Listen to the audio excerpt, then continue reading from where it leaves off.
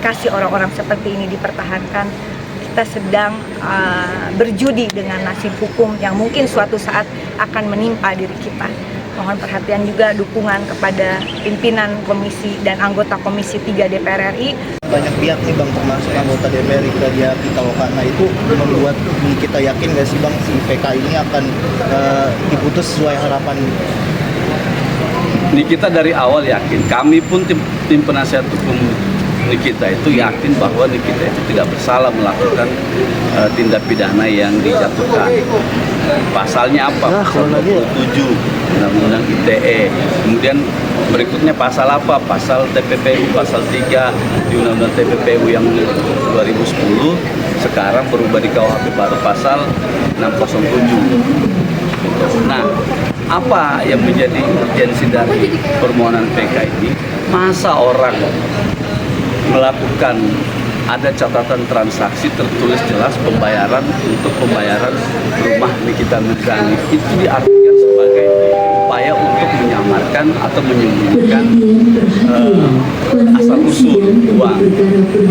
Gimana sih logika sederhananya berpikir kalau dia mau melakukan TPPU nggak usah dicantumin namanya dia, langsung aja ditutupi. Dia misalkan menyamarkan namanya, dia pakai nama orang lain atau mentransfer itu pakai nama perusahaan, dan perusahaan itu ada hubungannya dengan kita, itu masih masuk di logika TPPU, dan itu pun masih bisa diperdebatkan secara hukum apakah tujuannya untuk menyamarkan atau menyembunyikan harta itu, atau memang tujuannya adalah untuk menggunakan harta saja gitu dalam konteks tindak pidana ini. Jadi saya melogikakan begini, kalau logika hukum yang dipakai oleh hakim pengadilan tinggi atau pengadilan atau Mahkamah Agung itu kita pakai di sekarang ini, maka sederhananya begini, saya misalnya melakukan kejahatan apapun itu, karena pasal 2 dari Undang-Undang TPPU itu tindak pidana asalnya atau predikat crime itu tindak pidana yang ancaman hukumannya 4 tahun ke atas, ya, minimal 4 tahun. Nah, saya misalnya melakukan tindak pidana, ya, pencurian gitu, lalu itu kan pencurian ancaman pidananya itu 5 tahun, lalu diasumsikan setelah saya mencuri, saya membeli motor atau membayar apa, lalu saya dikatakan melakukan pencucian uang. Kan simpel, tidak sesimpel itu gitu loh. Pemikiran TPPU itu tidak begitu. TPPU itu harus ada upaya penyamaran. Apa misalnya harus ada transaksi fiktif, ya, harus menggunakan perusahaan cangkang atau perusahaan bodong, harus menggunakan nama orang lain dan sebagainya. Nah, ini tidak tergambar, apalagi orang yang mentransfer itu adalah Reza Gledi sendiri. Dia sendiri yang transfer ke perusahaan. Kalau pakai logika begitu, Reza Gledi harus dilakukan upaya TPPU dulu dengan PT Bumi Paramobi Sesa gitu. Berarti memberatkan Nikita ya Bang, dengan tidak kehadiran Nikita ke PK sendiri gitu. Kenapa? Memberatkan Nikita nggak sih ibaratnya? Memberatkan pihak Abang juga nggak sih untuk tidak kehadiran Nikita gitu? Ya, memberatkan kami. Kami sebenarnya tidak sepakat, ya, tidak sependapat dengan pernyataan atau pertimbangan hakim tadi bahwa tidak wajib dibilang Nikita hadir gitu, dan dengan alasan bahwa SEMA nomor 2016 tadi itu tidak mewajibkan lagi. Kalau kita rujukannya SEMA, iya, lalu bagaimana dengan putusan Mahkamah Konstitusi yang tadi saya sampaikan bahwa di situ ada kewajiban hukum oleh hakim untuk menghadirkan prinsipal. Ini kan kita harus percaya dong sama orang-orang yang ada di Mahkamah Konstitusi. Hakim-hakim konstitusi ini juga kan menimbang, menilai, memutus itu dengan berbagai macam pertimbangan filosofis, sosiologis, dan lain sebagainya, yuridis, itu kan semua dipertimbangkan. Maka lahirlah kesimpulan yang menyatakan bahwa terhadap permohonan PK wajib dihadirkan pemohon. Tapi Bang, terakhir dari saya ini Rika Pitaloka kan tadi disambung Bang, ini kan menyoroti juga Bang, menyoroti banget kasus ini. Mungkin terbantu juga nggak Bang dengan adanya Rika? Ya, terbantu. Satu gini ya, kami mengucapkan terima kasih kepada Bu Rika, ya, karena beberapa bulan belakangan ini memang beliau intens membantu kami dalam proses penegakan hukum ini. Tapi poinnya adalah beliau membantu itu karena melihat kasus ini adalah kasus yang cacat hukum. ya, cacat dari segi formil maupun dari segi material. Kita tahu beliau, ya, Bu Rika itu memang sering menyuarakan hal-hal yang menyangkut ketidakadilan terhadap masyarakat yang diperlakukan secara tidak adil. Nah, dalam kasus ini public figure Nikita Mirzani mendapat perlakuan yang sama gitu. Nah, beliau menilai bahwa apa yang sudah dijatuhkan kepada Nikita ini itu jauh dari rasa keadilan, ya. Maka kehadiran beliau untuk datang mensupport Nikita, membantu Nikita dalam hal ini adalah untuk menyampaikan bahwa ruang publik itu, ruang private itu tidak boleh disamakan dengan ruang publik gitu. Bahwa ini adalah transaksi, bahwa ini adalah percakapan pribadi dan lain sebagainya yang kemudian dianalogikan sebagai kejahatan publik atau kejahatan pidana gitu. Nah, ini maka kami berterima kasih kepada Bu Rika sudah membantu kami beberapa bulan ini untuk mencari keadilan buat kita. Bang, apakah Bu Rika akan dijadikan saksi ahli mungkin, Bang? Enggak, ahli kami ada beberapa ahli dari universitas ternama juga. Update kondisinya Nikita gimana, Bang, sampai sekarang? Kondisinya alhamdulillah sehat, ya, baik-baik saja, tidak ada masalah gitu. Makanya dia menyampaikan untuk PK harus segera dimasukkan kan, karena dia mau menyampaikan bahwa banyak sekali kejanggalan-kejanggalan dalam putusan itu yang tidak pernah dipertimbangkan pada tingkat pertama, tingkat banding, apalagi tingkat kasasi, yang pada intinya hanya mempertimbangkan bahwa tidak ada pelanggaran atau tidak ada kesalahan penerapan hukum. Nah, ini kan juga menjadi potensi dari kehilapan hakim itu sendiri, sehingga kami mengajukannya sebagai salah satu dalil dalam permohonan PK. Itu kekerasan yang dialami Kak Diki sendiri tuh kekerasan fisik atau psikis ini, kekerasan tadi di penjara. Nggak ada, saya bilang bahwa itu dia dituduh melakukan ancaman kekerasan gitu. Nah, kekerasan apa ancamannya, kekerasannya yang bagaimana gitu loh ya, itu yang saya sampaikan ya. Ada lagi nanti biar Bang Andi yang jelasin. Bang, sorry Bang, tadi kelewat, berarti ini sidangnya ditunda ya Bang?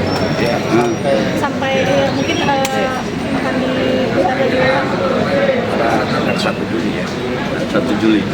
Juli ya, 1 Juli. Ini berarti dari majelis akan menghadirkan atau gimana Bang? Menghadirkan apa? Menghadirkan Masih simpang siur, masih belum jelas apa mau dihadirkan apa enggak. Tapi harapan kami minta dihadirkan itu di persidangan berikutnya di tanggal 1 Juli. Kalau alasan penundaannya hari ini apa Bang? Karena jaksa tidak hadir, hukum acaranya tidak boleh sekali, harus ditunda dulu. Nanti berikutnya kalau tidak ada ya harus kita lanjutkan persidangan, gitu ya. Karena perwakilan dari kejaksaan dipanggil secara patut, tidak mempunyai alasan yang jelas, tidak memberikan alasan apa ke pengadilan, tidak hadir dengan alasan yang tidak jelas. Artinya persidangan ini sesuai dengan hukum acara harus ditunda ya, sekali.